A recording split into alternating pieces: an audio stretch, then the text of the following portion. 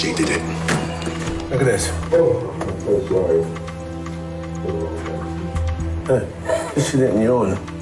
She didn't yawn. Yawning is contagious. Someone in the room yawned. You yawn too, see? Even talking about it, it's to do with parts of the brain that deal with empathy. She didn't yawn. She did it. And he's back. Proud of this. I mean, why give anyone else the credit? To alibi herself? She doesn't care about the alibis. She's a malignant narcissist. The timeline doesn't work. 3 minutes before she called 999, she was at the shops. There's not enough time. There's not enough anything. Absence is the point. It's a way of her saying to us, look at me.